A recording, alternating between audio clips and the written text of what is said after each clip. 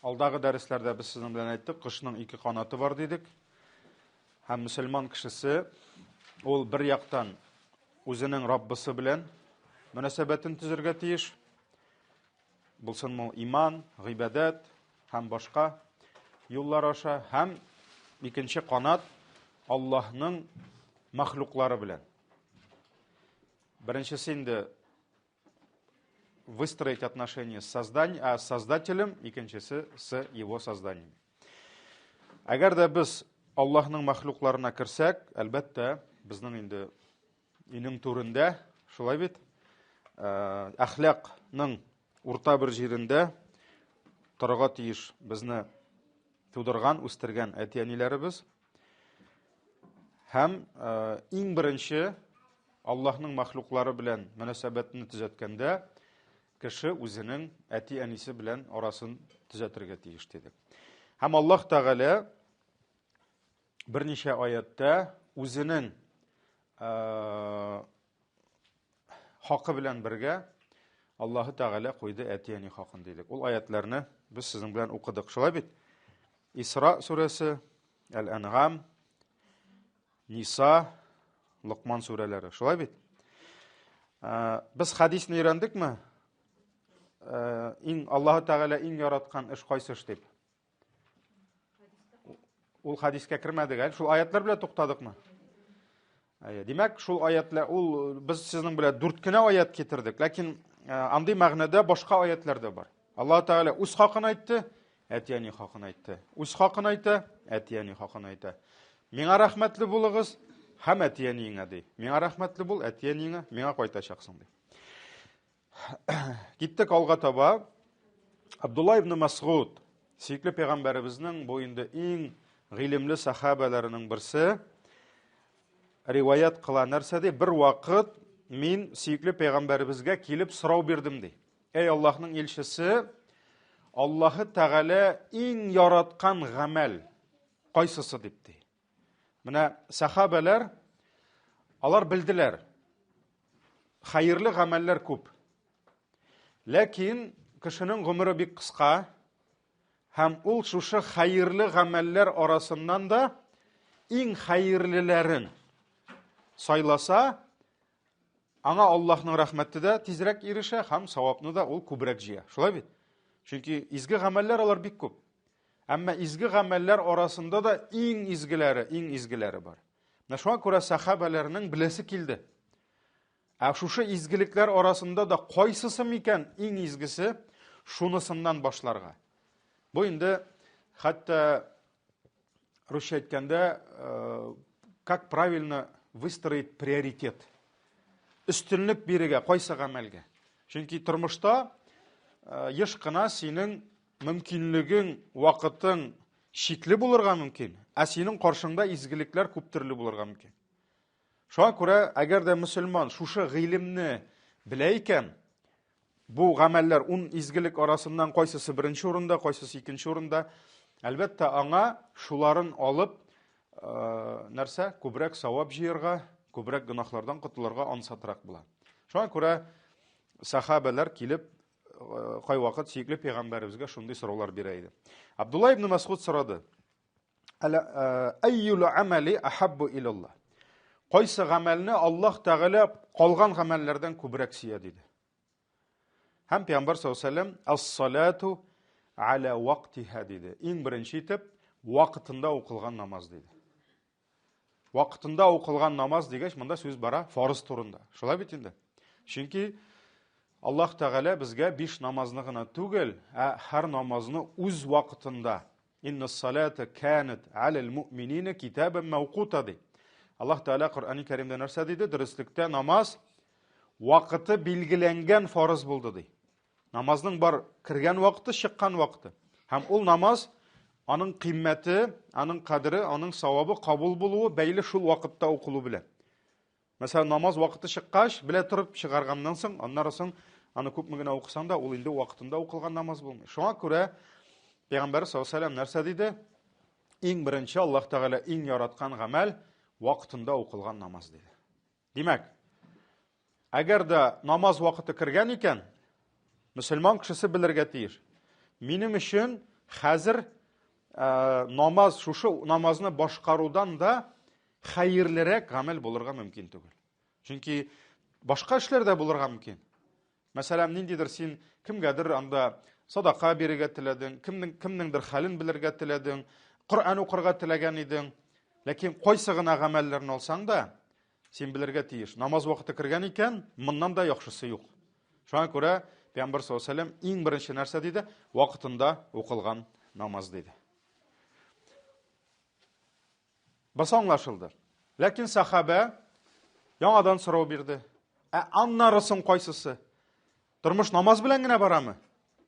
Юк, намаздан башка да хәерле эшләр бар. Шуңа күрә без намазны башкардык, әле киләсе намазга, мәсәлән, 4 сәгать вакыт бар. Хәзер нәрсә, утырып теге намазны көтергәме? Тагын да хәерлесен, тагын бер хәерле эшләр. Юк, аларның арасында да хәерле эшләр бар. Шуңа күрә Абдулла ибн Мас'уд нәрсә диде? Аннарысын нинди гамәл диде? Пәйгамбәр саллаллаһу алейһи ва сәллям әти-әнигә изгелек кылу диде. Ягъни фарыз намазны башкарганнан соң икенче урында әти-әнигә хөрмәт күрсәтү, әти-әнигә изгелек кылу диде. Аңлашылды. Намаз Аллаһ Тәгаләнең турыдан-туры хакы, әти-әни хакы, менә монда дагын бергә килә. Шулай бит? Сахаба сорады, аннарысын кайсысы диде. Әти-әни хакыннан соң Пәйгамбәр саллаллаһу алейһи ва сәллям "Сумма аль-джихаду фи сабилиллаһ" диде. Аннарысын Аллаһ юлында джихад кылу диде. Ягъни кешенең инде монда күбрәк ирләр турында сүз бара, үзенең динен, ватанын, гаиләсен саклап, сугыш кырына чыгып китү инде. Менә бу Аллаһ юлында джихад диде.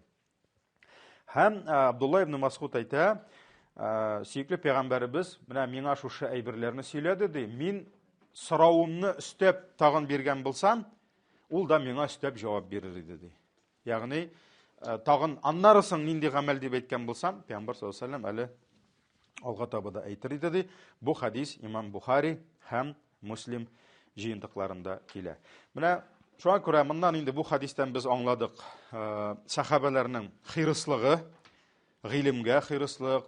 Алар Пәйгамбәр саллаллаһу алейһи ва сәллямнан көтеп утырмадылар. Тагын нәрсә сөйләр микән дип. Алар килеп сорау бирәләр иде, аның аңлатуын сорыйлар иде. Шуңа күрә бик күп хадисләр, гыйлемнәр безгә иреште сахабаларның сорауы аша.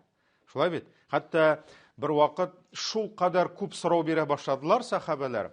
Аллаһ Тәгалә хәтта аларны тыйды. Чөнки Пәйгамбәрбез ял итә алмый башлады. Ул өенә кайта алмый, өенә кайтты, өенә киләләр. Чөнки кеше күп бит, сахабалар күбәя, яңа кешеләр исламга килә. Шуңа күрә Пәйгамбәребезгә йокларга бирмиләр, ял итәргә бирмиләр. Ул бит инде хатыны, балалары бар, ирек бирмиләр. Шуннан соң инде Аллаһ Тәгалә хәтта кисәтте. Борчымагыз аны дип. Һәм сахабалар куркып бөтенләй сорау бирмей башладылар. Аннан соң инде Җәбраил хадисе килде. Узын хадис инде Аллаһ Тәгалә җибәрде ир кыяфәтендә, аппак киемнән, капкара сакаллы килеп кырына утырып, аңа сораулар бирде. Пәйгамбәрбез ул сорауларга җавап бирде. Ул хадисны беләсез, шулай бит инде. Зур хадис ул.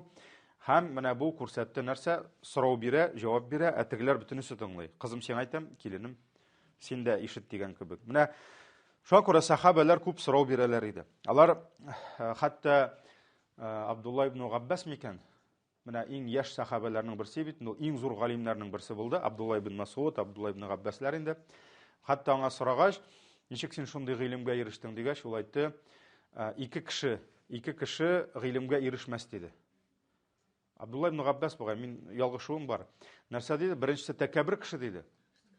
Чөнки тәкәббер кеше ул сорау бирми. Ул сорау бирми. Ул әйтә, мин сорау бирсәм, мине надан дип уйларлар инде. Юк инде, лучше мине акыллы дип уйласыннар инде, шулай гыйлемле дип. Бер сүз беләшми, надан кала. Шуңа күрә тәкәббер кеше гыйлем ала алмый. Һәм артык ялчан кеше. Ялчанлык ул хәерле, ләкин гыйлем алганда кеше хакыйкатьне белергә теләгәндә артык ялырга тиеш түгел. Ул сорау бирергә тиеш. Аңламый икән, тагын сорау бирергә тиеш. Шуңа күрә сахабалар сорау бирделәр. Ул бит менә килеп сорау бирде дә, Пәйгамбәр җавап бирде.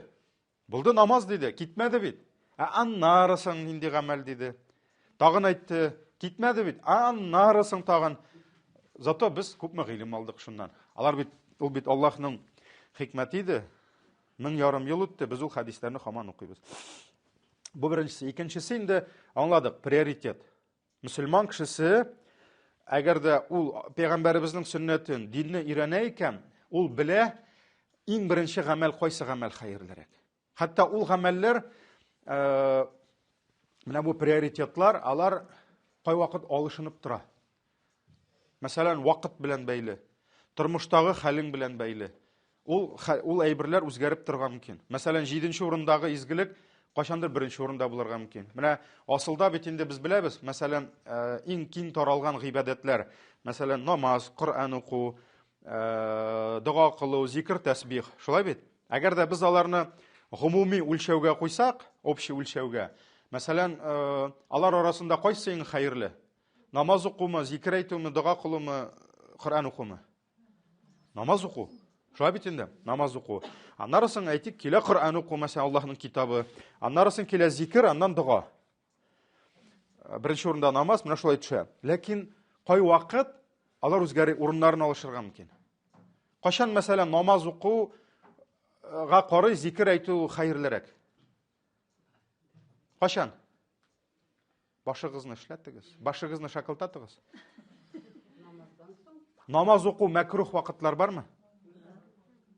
Мәсәлән, кояш чыкканда намаз уку хәерлеме? Юк. Зәвалда яки кояш байыганда намаз уку хәерлеме? Икенде белән акшам арасында хәерлеме? Юк. Мәкрух вакытлар. Ләкин зикр. Карагыз, алышына. Зикр килә дә әйтә намазга, бар әле ди. Кояш байыганчы китеп тора әле ди. Кояш байыды, акшам 1нче урынга килдем. Менә шуңа күрә Коръан укуда шулай үзгәргән мөмкин. Мисал белән сәҗдәдә Коръан уку бармы? Юк. Махсус сәҗдәдә Коръан уку юк. Сәҗдәдә дуа бар. Шуңа күрә Коръан кыямда, сәҗдәдә дуа хәерлерәк. Асылда Коръан уку хәерлерәк дуага карый. Хатта зикр, тәсбихларда алышына. Менә шуңа күрә ул үзе бер гыйлем, һәм сахабалар шул гыйлемне һәр вакыт белергә тырышлар. Хатта кешесенә карап та үзгәрергә мөмкин. Кешесенә карап үзгәрергә мөмкин, чөнки мәсәлән кемгәдер мисал белән Аллаһ Тәгалә гыйлем биргән. Гыйлемгә хирыслык биргән, хәтер биргән.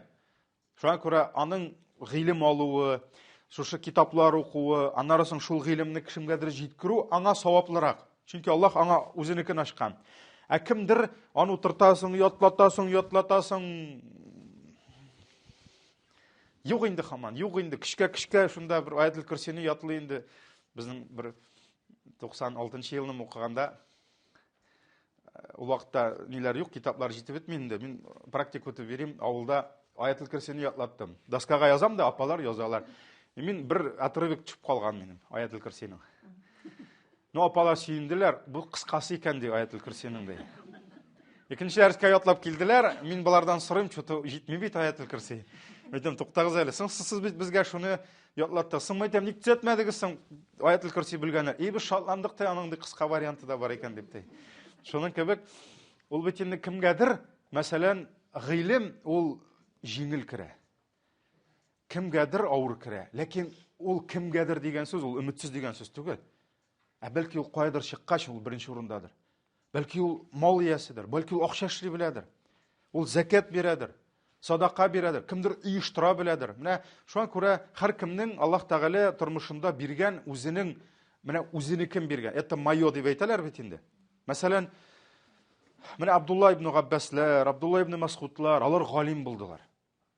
Алар зур гыйлемнәр кешеләргә ирештеләр. Мәсәлән, шул ук Абу Дарда, мәсәлән, Абу Дарда, ул габити, ул гыйбадәттә иде. Ул төннәрен намазларда иде, төннәрен сәҗдәләрдә иде, ул төннәрен йылы-йылы дугалар кыла иде. Менә Аллаһ аңа бирде шуны. Мәсәлән, кемгәдер дәрестә йоклап утыра, чыгып хәзер духага басса, аннан да яхшы духаны укучы юк. Аннан да яхшы укучы юк духаны. Менә мәсәлән, Аллаһ аңа үзенекен биргән. Кемдер киресенчә намазда мындай фарызлар турында сүз бармы ха? Фарызлар алар не обсуждаются. Мәсәлән, аңа тахаҗжуд авыррак булырга мөмкин. Аңа мәсәлән, дүшәмбе атна кич уразасы авыррак булырга мөмкин, ләкин аңа гыйлем бирсәң ул шума. Ул Коръанны ятларга мөмкин, аның башкасы. Менә Кемгәдер чыгып, каядыр ярдәм оештыру, закат бирү аңа җиңелрәк. Шуңа күрә өммәтнең менә шулай алышынып тора бөтен изгелекләр. Һәм тагын нәрсә? Аллаһка иң яраткан эш. Ягъни ул ничек дип сорауны бирде? Иң изге эш кайсы димәде, кайсы эшне Аллаһ күбрәк ярата диде.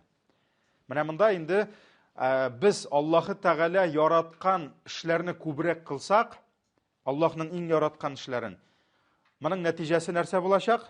Аллаһ та сине яратачак иншалла. Менә шуңа күрә сөйкле пәйгамбәребезнең шундый дугасы булган, устазларыгыздан сорагыз ул дуганы, алар сезгә аны табып бирерләр иншалла. Пәйгамбәребез әйткән: "Ва ас'алука хуббака". Ягъни ул дуганың дәвамы инде. Нәрсә дигән? "Ва ас'алука, Раббым, мин синнән сорыйм хуббака", синең яратуыңны. Синең яратуыңны, "Ва хубба ман юхиббука", һәм сине яратучыларның яратуын. Ягъни мөселманнар мине яратсыннар. Сине яратучы изге бәндәләр дә мине яратсыннар. "Ва хубба амалин юқаррибуни иля хуббика". Һәм Раббым, мин синнән сорыйм, шундый гамәлләрне миңа яраттыр. Ул гамәлләр мине синең мәхәббәтеңә китерсен ди. Менә шуңа күрә Аллаһумма ас'алука хуббака ва хубба ман юхиббука ва хубба амалин юқаррибуни иля хуббика. Бу сөйкле пәйгамбәребезнең дугасында килә. Имам Ахмад, Тирмизи риваят кыла бу хадисләрне. Менә шуңа күрә изгелекләр нәтиҗә чыгарабыз. Бу хадискә изгелекләр бер дәрәҗәдә түгел, гынахлар да бер дәрәҗәдә түгел. Харамнар бөтенесе бер дәрәҗәдә була аламы? Юк. Эш харам, эшесе өч төрле булырга мөмкин. Мәсәлән, кеше рәнҗетү гынахмы? Кеше рәнҗетү гынахмы? Гынах. Әгәр дә ул кеше синең күршең булса, ничә тапкыр? 10 тапкырга. Пәйгамбәрбез әйтте, күршеңнән урлау, күршеңнекен урлау. Гади кешенең 10 кешене урлау кебек булыр ди. Шуңа күрә икесе дә кеше рәнҗетү, бер караганда.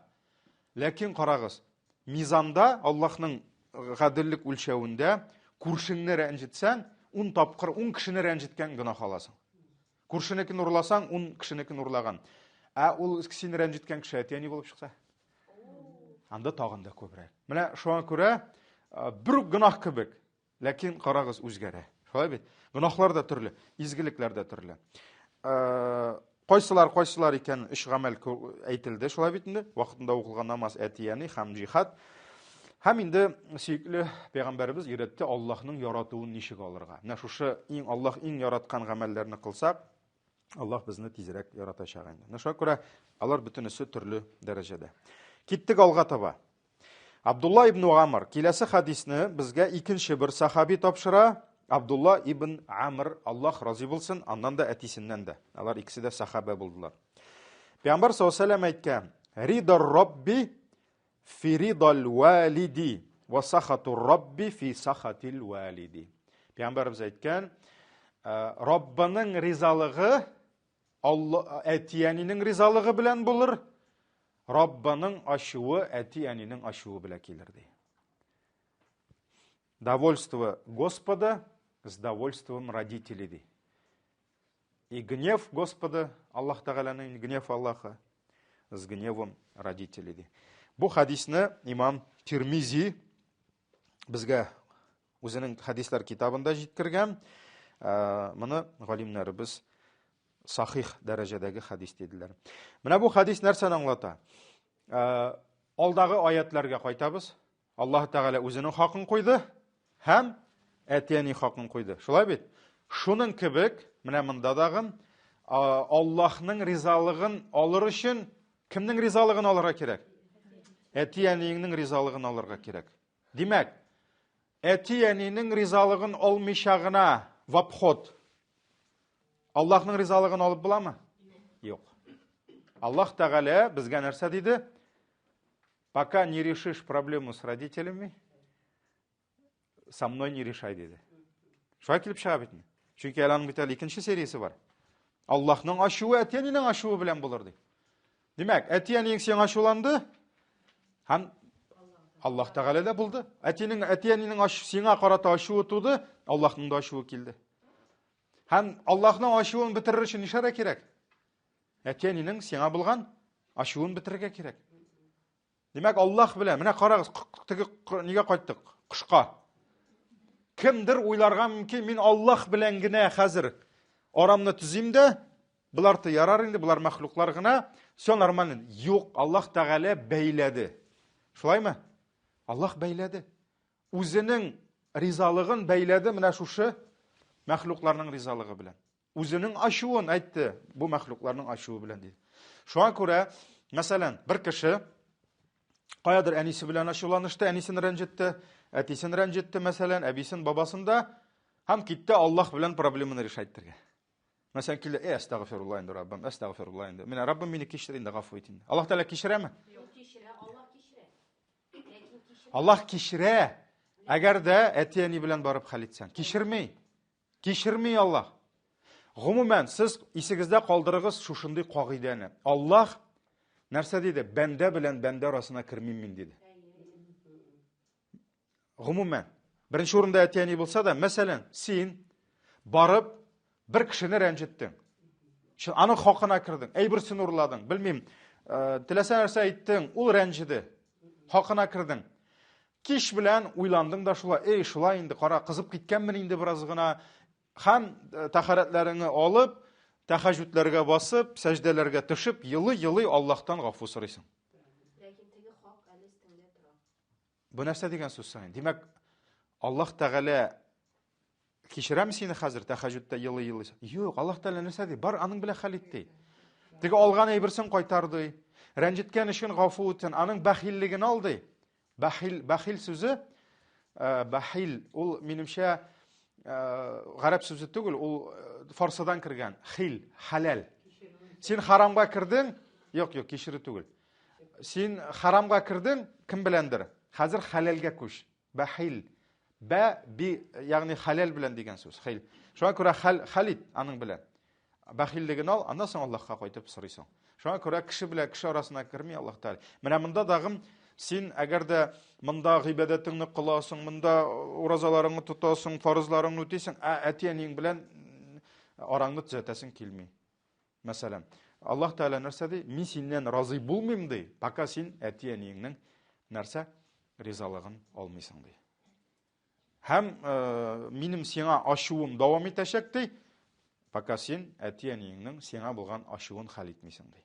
Шуңа күрә бу уйлап карасак, бу бик куркыныч хадис. Бу бик куркыныч хадис. Кемдер уйлый икән, мин Аллаһ белән генә хәл итеп бетерәм дип, кеше хакына кирип, юк, хәл итеп булмый, пока алар белән хәл итмисең. Шуңа күрә кеше ул мәҗбүр була, Аллаһның ризалыгын алыр өчен барып телим, теләмим, әти-әнисенең ризалыгын алырга. Пока әти-әни риза түгел, улым мин синнән риза, кызым мин синнән риза дип әйтми, ягъни Аллаһ Тәгаләнең ризалыгын алып булмый. Но монда единственный булырга мөмкин, әти-әни үзләре гаделсез булырга мөмкин. Мәсәлән, әти-әни сәбәпсез сиңа рәнҗергә мөмкин. Төрле вакытлар булырга мөмкин. Мәсәлән, әти-әни хаксыз булырга мөмкин. Мәсәлән, син аларның хакына кирмәдең, син аларны кимсетмәдең. Булырга мөмкин. Мәсәлән, син намазга бастың, хатын-кыз яулык япты. Әнисе әйтә, мин синнән риза түгел ди. Монда уже нәрсә? Алар сине гынахка тәрәләр. Андый вакытта ансы икенче мәсьәлә. Нәхәр ансын нитербез? Монда инде булдамлашылды, димме? Кагыйдә. Аллаһның ризалыгын алып булмый, әти-әнинең ризалыгын алмыйча. Аллаһның ачуыннан кутылып булмый, әти-әнинең ачу утларын сөндермичә. Алга таба сорау менәмдә туа, әгәр дә әти-әни мәсәлән дини яктан надан булырга мөмкин. Алар бөтенләй динсез булырга мөмкин. Кафир булырга мөмкин. Алла сакласын, атеист булырга мөмкин. Күп сахабаларның андый проблемасы булдымы? Булды. Абу Хурайраның әнисе күпме динне кабул итмәде. Мәсәлән, Мусхаб ибн Гумайрны әнисе куып чыгарды өеннән, бөтенләй шишендереп, бер нәрсәсен калдырмыйча, бар чыгып кит, мин сине киендердем, ничә ел кеше иттем диде. Мусхаб ибн Гумайр Ухудта шаһид булды. Аны ул бит инде әйтәләр, Мәккәнең иң шибәр егете диләр. Ул урамга чыкса, кызлар просто аны күрер өчен генә чыга торган булганнар. Шуны күреп кенә кайтыйм әле дип. Аның истемайларын сөртсә, ул аның просто исен генә иснем әле дип чыга торган булганнар урамга. Мусхаб ибн Гумайр ул шундый Аллаһ Тәала биргән, аның әнисе бик бай булган. Малайын шул хәтле яратып, аңа иң кыйммәтле киемнәр тиктергән, иң яхшы хушбуйлар бирә торган булган. Ул исламны кабул иткәнен белгәч, нәрсә ул аны чыгарып ата. Шул хәтле дингә нәфрәте була инде. Менә Мусхаб ибн Гумайр шахид китә нидә? Ухудта, Аллаһның рәхмәтендә булсын, радиллаһу анһу. Һәм менә шушы әти, яни хаксыз булырга мөмкин. Мәсәлән, әтисе әйтә, бир әле акча улым ди, баш төзәтергә ди. Мәсәлән, башым авырта, мин пахмил ди. Әйтә, давай миңа авыр вакытта ярдәм ит ди. Малайы, мәсәлән, или әйтә, бар пятерочкага барып кил әле, бер яртап кайт миңа ди. Яки мәсәлән, алдарга куша. Әтисе әйтә, алда ди, менә бар да шулай алда син аларны ди. Ягъни гөнаһка тәрә, андый вакытта кагыйдә нинди? Ла та'ата ли махлукин фи магсиятил халик. Нет подчинения созданием, когда речь идет, когда касается создателя. Ягъни Аллаһыга гөнаһ булган җирдә мәхлукларга итагать юк. Аллаһыга гөнаһ булган җирдә мәхлукларга итагать юк. Шуңа күрә Аллаһ Тәгалә Луқман сүрәсендә, әгәр дә башта әти, яни хакы турында әйтсә, Аллаһ Тәгалә әйтә: "Ва бил валидайни ихсана, ва сайнал инсана би валидей." Менә ди кешегә әмер бирдек, әти әнисенә игелек кылырга ди, әнисе аны ди авырлык белән күтәрде һәм башка аңлатты да. Ләкин нәрсә ди? "Ва ин җаһадака ala an tushrika bi ma laysa laka bihi ilm." Ләкин әгәр дә әти әниең сиңа каршы көрәшсәләр һәм сине Аллаһыдан башка затка табындырырга тырышсаннар ди, ширккә. Мәсәлән, әйтә, менә путка табын ди, менә Гайсәгә табын ди. Мәсәлән, икона сиңа, менә син мөселман булма, моңа табын ди. Нәрсә ди? Фәла тути'һума ди. Аларга итагать кылмагыз ди. Аларга итагать кылмагыз ди.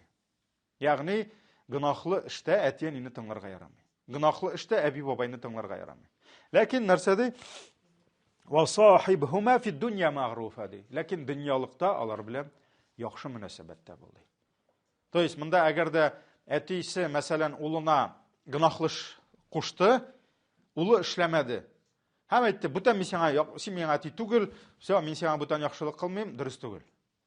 Бу урында каршылык килдең, тыңламадың, бәлки үпкәләгәндер, бәлки рәнҗим дип әйткәндер, Аллаһка гөнаһ булган җирдә ярамый итагать кылырга. Әмма син аңа яхшылыгыңны дәвам итәсең. Чөнки ул синең кемең? Ул синең әтиең, ул синең әниең. Шуңа күрә менәмдә хәтта ширк дип килә. Аракы гына түгел. Аракы гөнаһмы? Мәсәлән, бара мин аракы кайтарып бир әле ди. Или мәсәлән, миңа бер мөселманмы кем әйтә, мин дә әтиемне хөрмәт итмим, әтиемә итагать кылмыйм, ул эчә ди. Эчкечелек гөнаһмы? Гөнаһ. Аракы шу гөнаһ. Ә ширк зуррак гөнаһмы? Ширк зуррак гөнаһ. Ширкның гөнаһасы күпкә мең мәртәбә зуррак. Ширк бит ул күфрлек. Ләкин Аллаһ Тәгалә нәрсә ди? Ширк кылырга кушса да итагать кылма, ләкин яхшылыгыңны дәвам ит ди.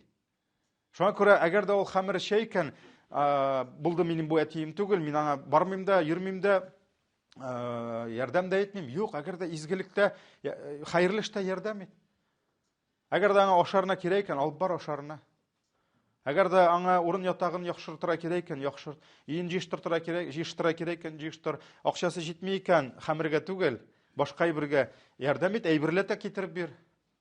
Әгәр дә мәсәлән бер кеше әйтә икән, мин ипи алырга акчам юк, бир әле дип сорый, син беләсең аракыга.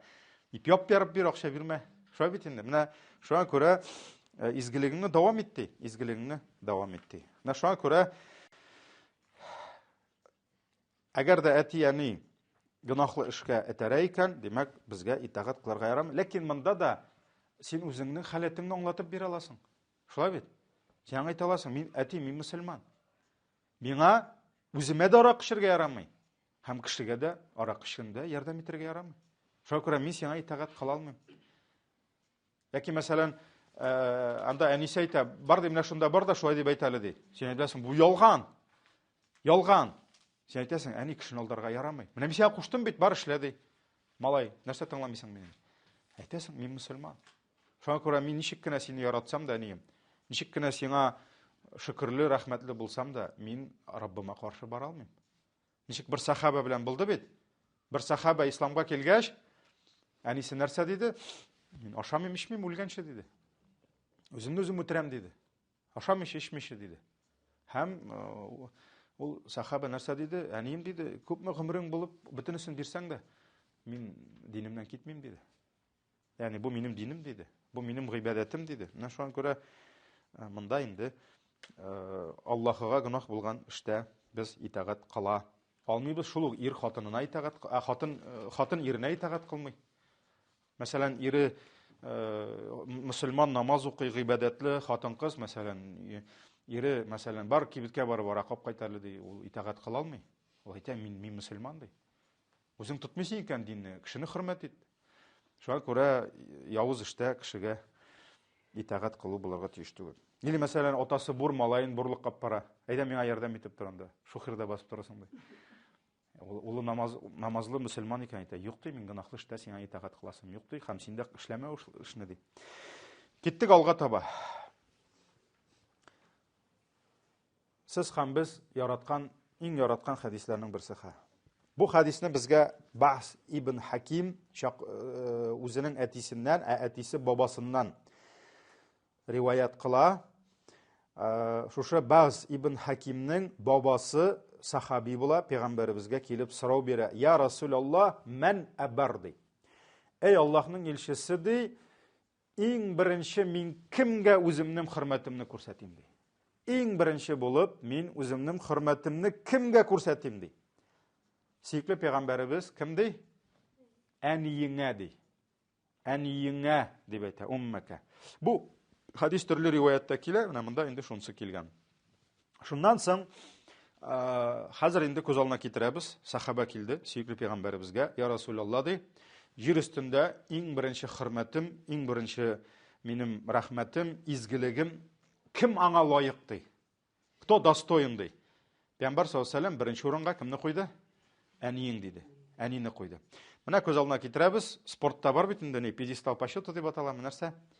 Беренче урын, икенче урын, өченче урын. Алтын, көмеш, бакыр. Беренче урынга кемне бастырды? Әнине диде. Әниең диде. Все. Аңлашылды. Беренче урынны әнигә бирдем. Шуннан соң җир өстендә әни генә түгел бит инде. Башкалар да бар. Шулай бит. Шуңа күрә әнидән соң кем микән дип бу сахаба сорау бирде. Аннарысын кемне диде? Кем иң нык лаек диде? Пәйгамбер саллаллаһу алейһи ва саллям аннарысын әниеңә диде. Аннарысын әниеңә диде. Әниеңнән соң. Шулай иттереп өскә куйды әнине, кырга, икенче урынга куйды тагын әнине. Ярар, әни белән генә бетми бит әле, башкалар да бар. Ярар, шуннан соң бу сахаба әйтә, аннарысын кемгә ди? Мин иң беренче изгелек кылыйм ди. Пәйгамбер саллаллаһу алейһи ва саллям аннарысын әниеңә диде. Ягъни монда әни, икенче урында әни, өченче урында әни. Димәк, беренче 3 урын бирелә, 3 дәрәҗә, 3 урын, 3 хак иң беренче шаратта бирелә әнигә. Һәм 4нче мәртәбә thumma man диде. Аннарысын кемгә мин беренче шаратта изгелек кылыйм дигәч, thumma abak диде. Соңыннан әтиеңә диде. 4нче урынга әтине куйды. Thumma al-aqrab fal-aqrab диде. Аннарысын сиңа иң якын булган туганнарыңа диде. Димәк, туганнар бөтенесе бер дәрәҗәдәме? Юк, кайсысыдыр синең әниең, мәсхәттә әти белән дә бер дәрәҗәдә түгел. Әти әни хакы, димәк, моннан карасак, математикага әйләндерсәк, әти әни хакы ничәү? 4 булып чыга. Шулаймы? 4 хак, әти әни хакы. Шуның өчесе әнигә, берсе әтигә бирелде. Шулай бит инде. Ярар, аннарысын кем дигәч, Пәйгамбер саллаллаһу алейһи ва саллям әйтте, иң якын. Менә шушы синең туганлык, якынлык, туганлыгың, кан туганлыгың кемгә иң якын? Мәсәлән, синең бер туганнарың буламы 2 туган кебек, двоюродный кебек? Юк, бер туган сиңа якынрак. Шулай бит инде. Яки мәсәлән, синең бар двоюродныйларың, бар синең тудык булам инде, туганнан туган эме? Синең бар мәсәлән, әти-әниеңнең бер туганнары. Русча әйткәндә родной дядя, родной тетялар, эме? Ам, хал, халатун, амматун. Алар якынрак. Мәсәлән, аларның балалары сиңа двоюродный. Шулаймы? Ләкин аларның әти-әниләре сиңа якынрак. Алар сиңа туганрак, алар синең мәхрәмнәрең, бу синең мәхрәм түгел. Двоюродный мәхрәм түгел. Ул мәхрәм түгел, синең двоюродныйыңның әти-әнисе сиңа мәхрәм. Син аларны кочаклыйсың, хатын-кыз иратны кочаклый, ул сине кочаклый, битеңнән үбеп ала племяннигын, племянницасын. Проблема юк. Бу синең иң якын туганнарың.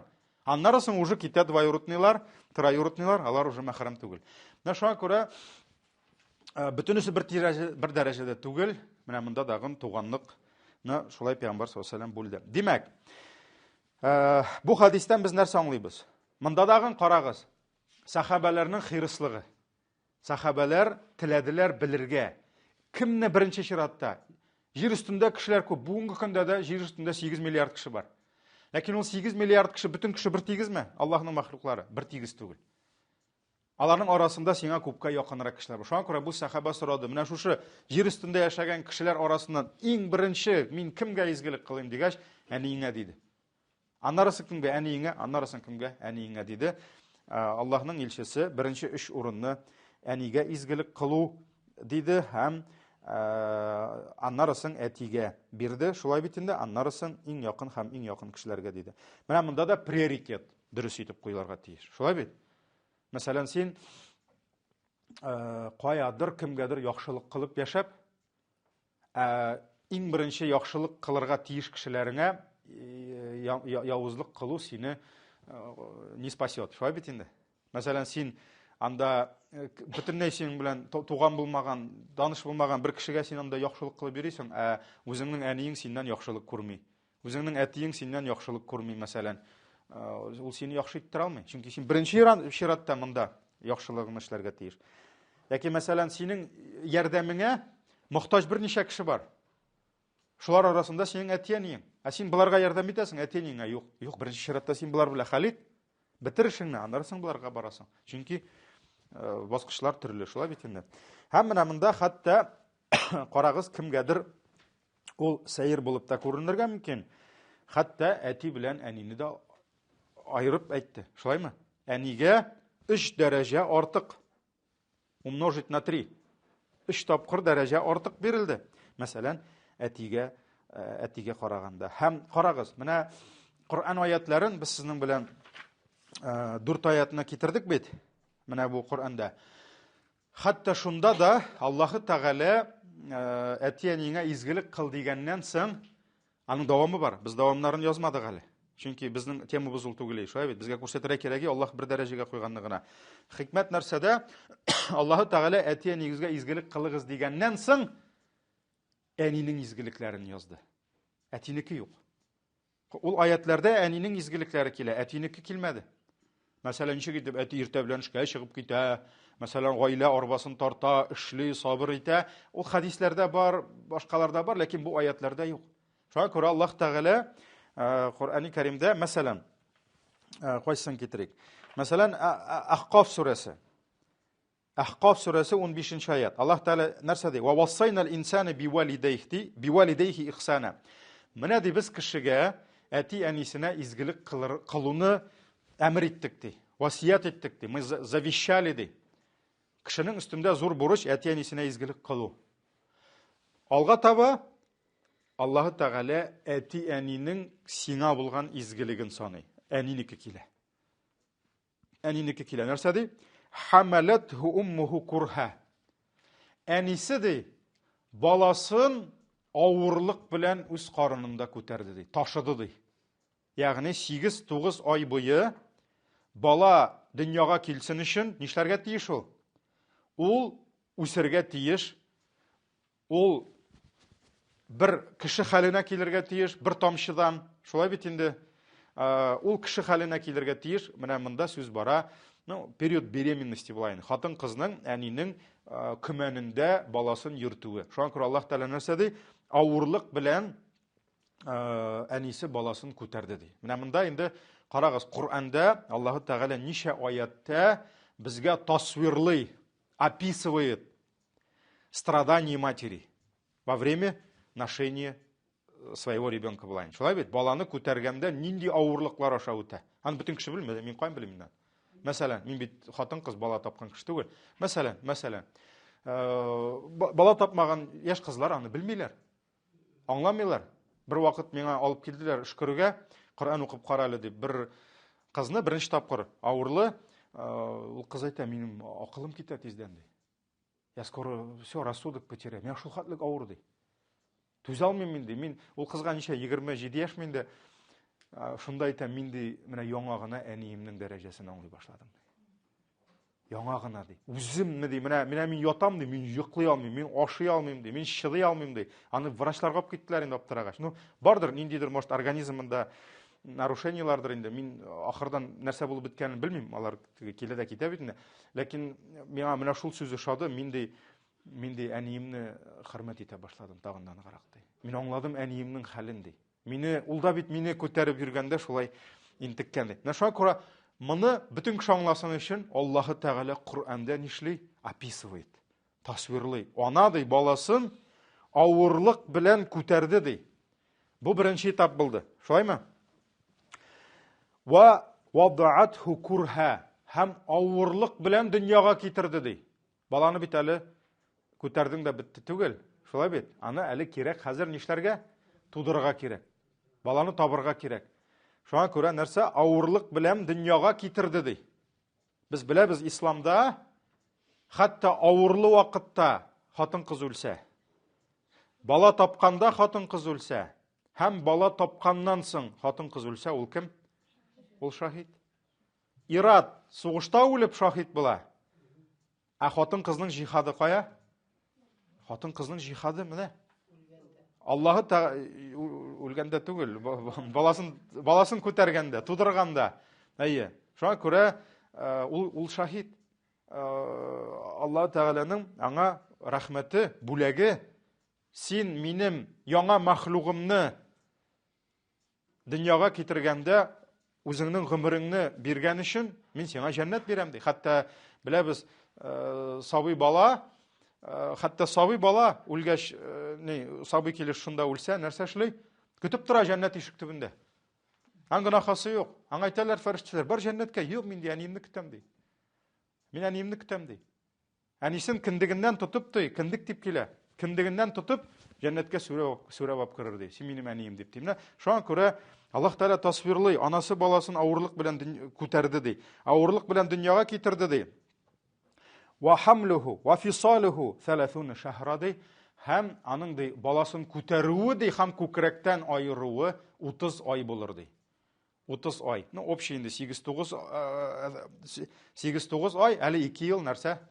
Исламда 2 ел имезү баланың хакы булып тора инде. Әгәр дә ниндидер сәбәп булмаса, гызыры булмаса, әни тырышырга тиеш 2 ел баласын имезергә. Бу Әл-Ахқаф сүрәсе 15-нче аят.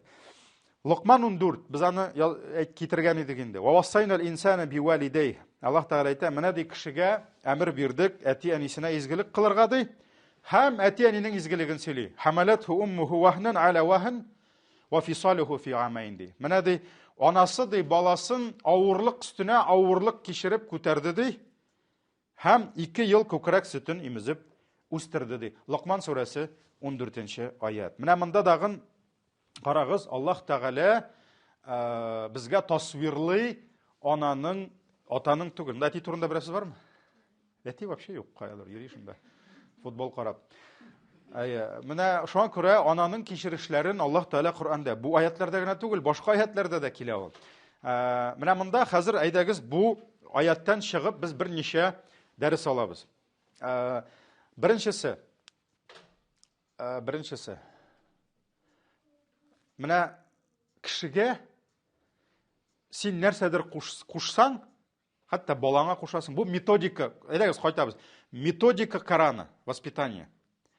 Аллаһ Тәгалә, карагыз, әти-әнигә изгелек кылыгыз диде. Шулаймы? Шуның белән биттеме? Юк. Алга таба Аллаһ Тәгалә аңлата. Нигә әти-әнигә изгелек кылырга кирәк? Менә бу безнең проблема. Biz кешегә әйтәбез, шуны эшлә дибез, ләкин аңлатмыйбыз, нигә кирәк аны эшләргә. Әгәр дә кешегә аңлата алсаң, улы кешеме ул, сабыймы ул, әгәр дә син аңа күңеленә кирип аңлата алсаң, нигә кирәк моны эшләргә, ул аны эшли. Ул аны эшли. Аңа аны эшләү күпкә җиңел була. Ни өчен? Чөнки ул белә, нигә аны эшләргә кирәк. Бу ничек булай? Стимул буламы, мотивация буламы, белмим. Ләкин ул аны эшли. Авыр булса да, чөнки син аңлаттың, нигә кирәк моны эшләргә. Менә безнең проблема шунда. Безнең мәктәптә, хәзердә шулайдыр инде ул. Без мәктәптә укыганда, укытучылар көн сайын әйтәләр, тәмәке тартмагыз дип малайларга. Бөтен малайлар тартайы. Бөтенесе тартайы. Безгә әйтәләр иде, пиво эчмәгез дип, бөтенесе эчә иде. Ни өчен? Чөнки кеше аңламый. Нигә тартмаска? Кешегә аңлата алмыйлар. Нигә эчмә? Без мәдрәсәгә киткәндә 94-нче елмы, 95-нче елмы без 9 малай киттек. Һәм бездән алда бер җегет кергән иде укырга. Без сорыйдык аннан. Безнең малайларның иң зур проблемасы, аларны борчыган сорау, анда тартырга да ярамый, эчәргә дә ярамыйдыр бит инде дип. Алар теге дин белән таныш кешеләр түгел инде. Шуннан соң ул әйтә иде, анда тыймыйлар ди, анда аңлаталар ди. Менә шул сүз аның шул җавабы истә калган. Бу 1 ел укыган инде. Тоже тәмәк тартып барган җегет инде. Шуннан соң әйтә, анда син утыртып аңлаталар ди, син үзең тартмый башлыйсың дип әйтә. Җегетләр көлгәннәр, безгә көн сайын укытучы аңлата иде дип. Ни өчен бөтен кеше әйтә? Кеше аңламый нәрсә кирәк. Менә Аллаһ Тәгаләнең карагыз методикасы. Ул нәрсә ди? Әтия нигезгә изгелек кылыгыз ди. Ярар. Аңладык, бөтенебез дә аңладык бит инде. Ләкин моны бу әмер җитми. Моны аңлар өчен нәрсәне аңларга кирәк? Әти әниең сиңа нинди изгелек кылган? Кашандыр? Һәм нинди изгелек кыла, шуны аңларга кирәк. Шуңа күрә Аллаһ Тәгалә әтия нигезгә изгелек кылыгыз дигәч тә, безне алып китә кайда? Безнең әле туа торган хәлебезгә апчы. Сиңа ничә яшында? 40 яшьме, 50ме, 80 яшьме сиңа? Аерма юк. Хәзер син кайтасың әниеңнең карынына. Һәм Аллаһ Тәгалә нәрсә ди?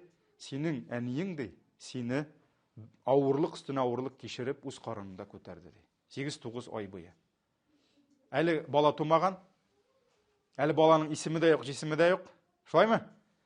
Әле бала бер җылмаймаган, юк әле ул, юк бит әле ул. Аны беркем күрмәгән әле, каядыр ул шунда. Инде күпме хәсрәт, күпме сызлану, күпме авырлык китергән кемгә? Үзенең әнисенә. Шулай бит инде. Шуңа күрә Аллаһ Тәгалә безгә шуларны искә төшерә. Һәм менә шушы әйберләрне искә төшерү безне нишләтә? Ул безне стимулирует. Ул безгә мотивация бирә. Нәрсә эшләргә? Бүген аларга шул изгелекне кайтарырга. Ул безгә ярдәм итә. Ягъни үткәнеңне искә төшерү сине бүген изгелек кылырга сиңа ярдәм итә. Син шуны аңлагач, синең ул изгелекне күбрәк кыласы килә башлый. Күбрәк, менә без мәдрәсәдә укганда,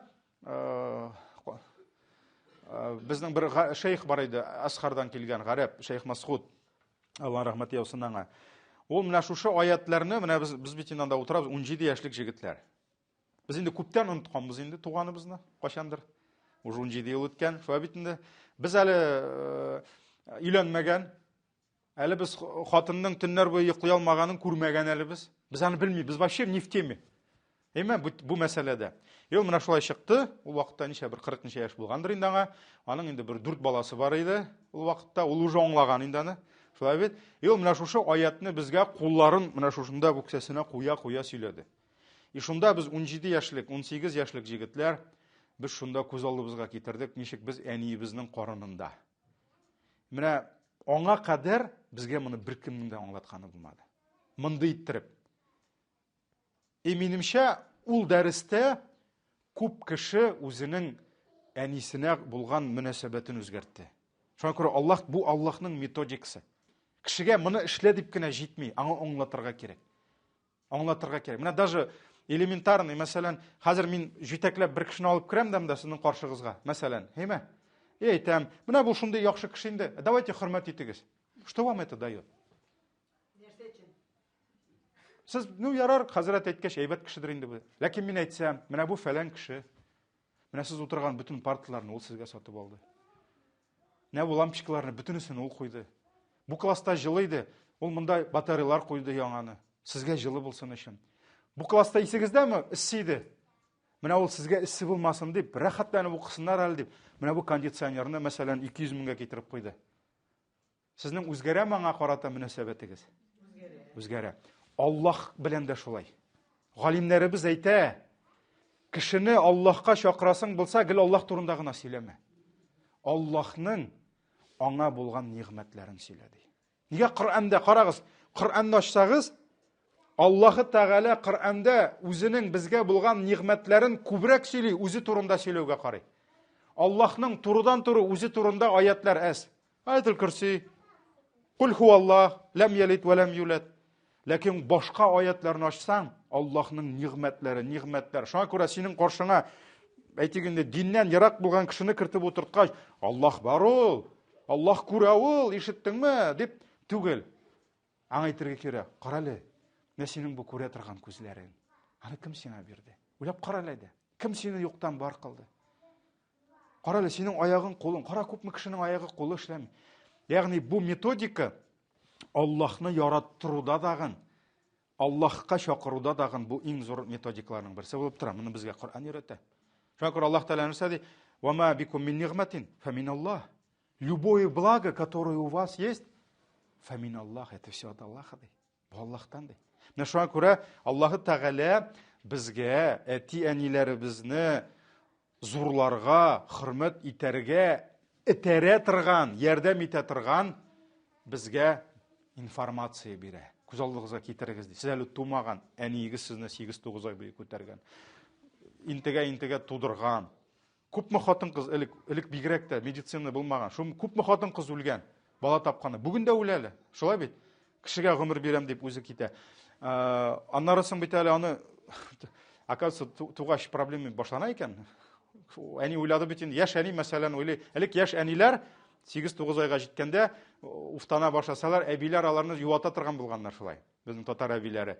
Эштә булганда еламый әле, какайтмый әле ди. Менә чыксын әле, оннан соң күрәсең әле. Оказывается, проблема-то баштана гына икән. Шулаймы? Менә шуңа күрә, менә бу әйберләрне искә төшерү үткәнне сиңа бүген ярдәм итә, әти-әнигә изгелек кылырга. Имрәмдә дә карагыз, әни. Менә шуңа күрә безнең 5 минут вакытыбыз калды.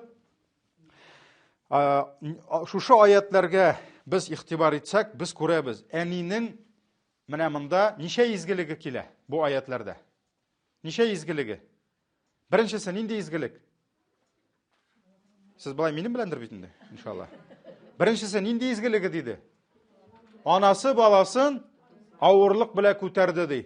Ананың көмәнле булуы, көмәнендә баласын күтәрүе. Бу беренче изгелек. Монда әти бармы? Әти кичиттәрәк инде. Анда тегене сорады, моны сорады, әни ашыйсым килә. Яра. Монда әти юк, турыдан туры. Икенчесе, авырлык белән тудырды ди, дөньяга китерде ди. Менә икенче үстен изгелеге. Өченчесе, күкрәк үстерү генә түгел. Әти дә үстерешә. Күкрәк сөтен имезеп үстерде ди. Аллаһ Тәгалә теләде, 8-9 ай буе әнинең каны аша, плацента аша, бөтен ризык керә балага әни аша. Шулаймы? Әнинең организмы аша. Бала дөньяга килде, сөт пешерткәнче бер караганда бәлеш ашатсаң, әйбәт бит инде, или корейка, шашлык име. Ләкин юк. Аллаһ Тәгалә бәлеште ашаттырмый, итте ашаттырмый. Шулай бит инде. Пәйгамбәр ит яраткан бит бер караганда. Юк. Аллаһ Тәгалә әнидән үзми хаман. Шулаймы? Ягъни әнинең күкрәк сөтен имезеп үсә. Менә шулай иттереп, үч изгелеге, карагыз, үч изгелек. Һәм бу үч изгелек нәрсә? Үч өстенлек. 3 добра, 3 превосходства. Кем каршында? Юк, монда бит әле безне. Әти каршында. Карагыз. Ни өчен әниең, карагыз, әниең. Аннарысын? Әтиең диде. Ни өчен? Хикмәтне аңладыгызмы? Менә шу. Әнинең беренче изгелекләре кирде. Аннарысын әти керә башлар. Анда әти дә Аллаһка шөкер әтигә дә җитә. Ләкин әниең менә шушыган кайта инде. Ул күтәрде, ул тудырды, ул күкрәк сөтен имезеп үстерде. Бер караганда карагыз. Вообще выгодно. 9 ай карында күтәрде, 2 ел имезде. 3 елга да тулмады. Шулаймы? Зато гомер буе ул 3 тапкыр дәрәҗәләрәк әтидән. Шулай чыга бит инде. 3 елда булган хезмәте сәбәпле нишләде? 3 тапкыр дәрәҗәсе. 3 мәртәбә бит ул. 3 баскыч кына түгел, 3 мәртәбә.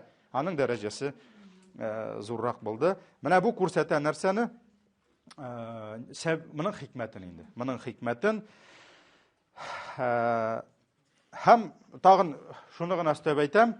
Менә бу аятлар, бу хадислар безгә күрсәтә шуны. Кеше иң беренче үзенең ихтирамын, хөрмәтен, изгелеген булдырырга тиеш шушы кешеләргә һәм кешенең каядыр, кем беләндер әдәпле булып йөрү. Мәсәлән, ул кибеттә сатучы. Аңа начальник әйтте, смотри диде, һәрбер клиентка син елмаерга тиеш диде. Доброе утро дип әйтергә тиеш диде. Чем я могу вам помочь дип әйтергә тиеш диде. Все, уставта язылган, печати куелган. Смотри, камерадан карап торам диде. Шуңа күрә бу сабыр итә, тиңгә 10 сорау бирәләр, җавап бирә, әдәпле, әхлаклы, әйбәт. Но әнисе янында килгәч, анда начальник басып тормый, камералар тормый, анда инде ул хәдәр әдәпле булмаса да була дип. Менә шуңа күрә кешенең каядыр, кем беләндер әдәпле, мөлаем, йомшак күңелле, сабырлы булып йөреп, монда иң лаек кешеләргә шушы үзенең әдәбен, мөлаемлелеген, сабырлыгын күрсәтмәсә, аның анда каядыр теге кем әйтмешле, алдына псиен куеп, пүскәем дип сыйпап утырып, аңа мәрхәмәтле булып, иң якын кешеләренә мәрхәмәтсез булуы аны әдәпле итми. Менә шуңа күрә беренче чиратта инде менә шушылар. Һәм инде аннарысын thummal aqrab fal aqrab диде инде. Иң якын диде. Но монда инде иң якын, менә шушы кан якынлыгы буенча әйтергә була, ләкин бер хадисне дә китергә була. Пәйгамбер саллаллаһу алейһи мәсәлән, ал-халату би манзилатил диде. Әниеңнең апасы яки бер туган сеңлесе сиңа әни урынында булыр диде. Менә ул хадистә бар. Моны ни өчен әйтәләр инде галимнәр? Бәлки, менә хатын-кыз бала тапкач, гадәттә аңа ярдәмгә кем килә? Яки апасы, яки сеңлесе килә. Шулай бит инде. Менә монда дагын аның тормышында иң зур ярдәмне бәлки менә шушы ни инде? Монда халя дип килә. Әнинең бер туганы. Үзеңнеке дә түгел. Менә әниеңнең, хәтта әйтәләр, әниең үлсә, мәсәлән, синең әниеңнең бер туганы сиңа әни урынына калыр дип тә килә инде. Менә шу әни дәрәҗәсендә, шуңа күрә бу инде иң якын кешеләр. Ярар, киләсе дәрестә иншаллах дәвам итәрбез. Субханакаллаһумма бихамдик, ашһаду ан ла илаһа илля анта, астагфирука ва атубу илейк.